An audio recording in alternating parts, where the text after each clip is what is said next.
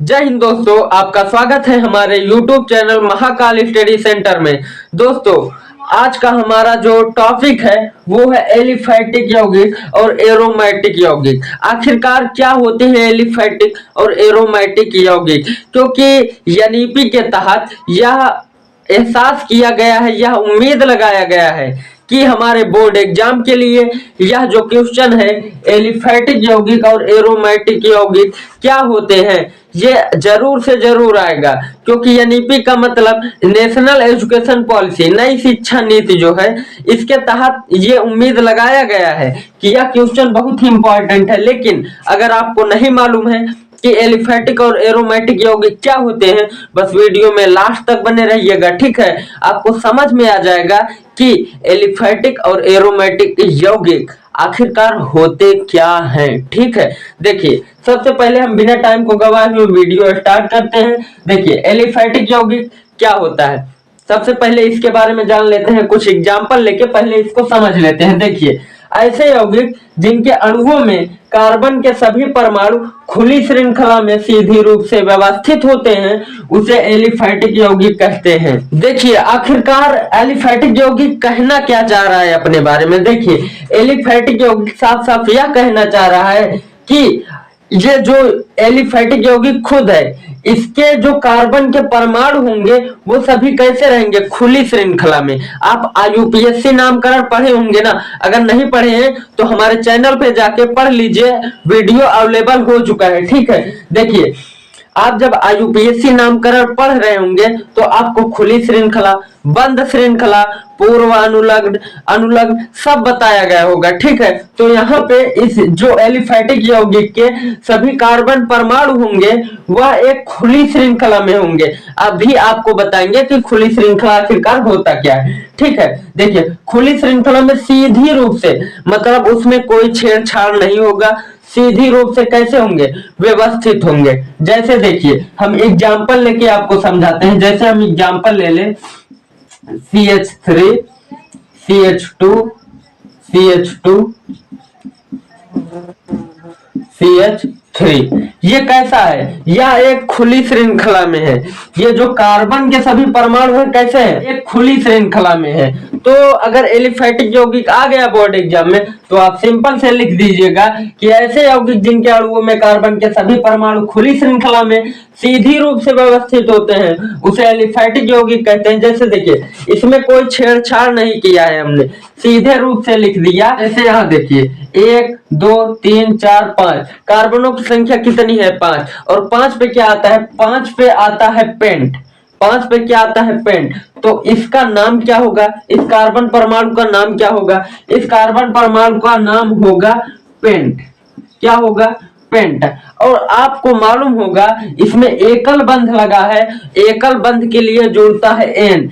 एकल बंध के लिए क्या जुड़ता है, एन। तो हम इसमें लगा देंगे एन, तो ये हो जाएगा पेंटेन। इसका नाम क्या है, पेंटेन। मतलब पेंटेन जो है एक सिंपल मतलब सीधे, सीधी रूप से क्या है, व्यवस्थित है। इसी को अब खुली श्रृंखला में है तो इसको हम लोग एलिफैटिक यौगिक बोलेंगे। एरोमेटिक यौगिक देखिए, एरोमेटिक यौगिक क्या है, ऐसे यौगिक जिनके अणुओं में 6 कार्बन परमाणु बंद श्रृंखला में एकांतर क्रम में द्विबंध के रूप में बधे हों या फिर व्यवस्थित हो। इसमें चेंजिंग क्या हुआ है, सेम डिफिनेशन वही है, बस चेंज क्या, उसमें कार्बन के सभी परमाणु, चाहे जवन परमाणु चाहे जितना परमाणु, लेकिन इसमें कार्बन की संख्या कितनी होगी, सिर्फ 6 होगी।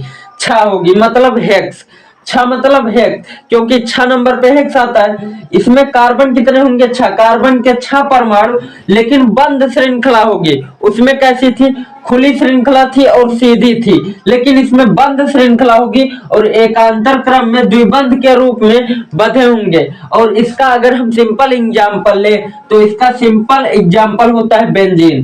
क्या होता है, बेंजीन। और बेंजीन का सूत्र होता है C6H6, मतलब इसमें कार्बन के 6 गो ही परमाणु रहेंगे। जैसे बंद श्रृंखला अगर हम बनाए तो देखिए, कार्बन 1 हो गया और यहाँ पे देखिए 2 कार्बन और नीचे यहाँ पे 3 कार्बन, 4 कार्बन, 5 कार्बन, 6 कार्बन। कितने कार्बन है? 6 कार्बन। लेकिन बोला क्या है? एकांतर क्रम में द्विबंध के रूप में बंधे हूं। तो हमको करना क्या है? एकांतर क्रम, एकांतर मतलब एक का अंतर, एक का अंतर करके इस पे द्विबंध लगा देंगे। देखिए, एक सिंगल बॉन्ड के बाद डबल बॉन्ड लगाया गया है, एक सिंगल बॉन्ड के बाद डबल बॉन्ड, एक सिंगल बॉन्ड के बाद डबल बॉन्ड लगाया गया है। तो यह कैसा? ये एक मतलब कि ये जो है बंद श्रृंखला है। देखिए चारों तरफ से बंद है, लेकिन बोर्ड एग्जाम में आपको ऐसा भी दे सकता है। कैसे?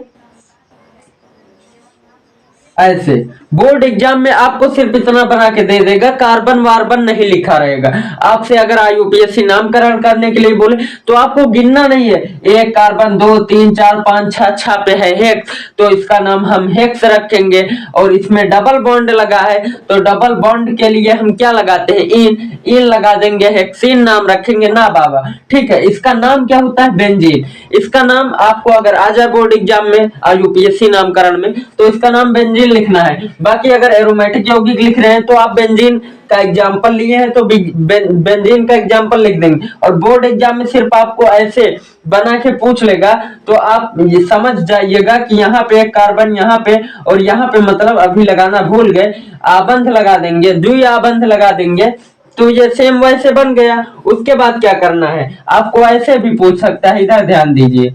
देखिए, आपको ऐसे बना के बीच में एगो गोला बना देगा। इस गोला का मतलब द्विआबंध लगा है, एक एक का अंतर करके, एकांतर क्रम के रूप में लगा है। बस आप सिंपल भाषा में समझिए कि जो एलिफैटिक यौगिक होता है वो कैसी? वो खुली श्रृंखला होगी, खुली श्रृंखला होगी, और सीधा उसके जो कार्बन सभी परमाणु होंगे वो एक सीधे रूप में रहेंगे, सीधा रूप में व्यवस्थित रहेंगे या बंधे रहेंगे। इसमें क्या होगा?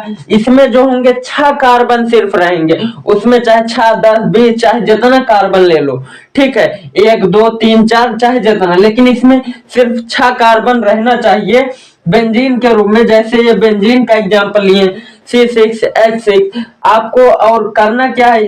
इसमें द्विबंध है, एकांतर क्रम में द्विबंध, उसमें सीधी रूप में कोई बंध उंध नहीं, चाहे जितना चाहे जो लगा दो। कुछ लोग एलिफैटिक यौगिक को एलिफेंट यौगिक भी कहते हैं, ऐसे करके भी पूछ सकता है, तो आप घबराइएगा नहीं। एलिफैटिक यौगिक बस आप सिंपल लैंग्वेज में कुछ मत करना यार, सिर्फ इतना याद रखना कि जो एलिफैटिक यौगिक होगी खुली श्रृंखला और सीधी रेखा में कितनों कार्बन जुड़ा, कोई प्रॉब्लम नहीं। और एरोमेटिक यौगिक में 6 कार्बन होगा और वह बंद श्रृंखला होगी और एकांतर क्रम में द्विबंध के रूप में बंधे होंगे। बस आपको इतना याद रखना है। आपका बोर्ड एग्जाम में अगर यह क्वेश्चन आ गया तो आप इसको धुआं धुआं कर देंगे, इसमें कोई दो राय नहीं है।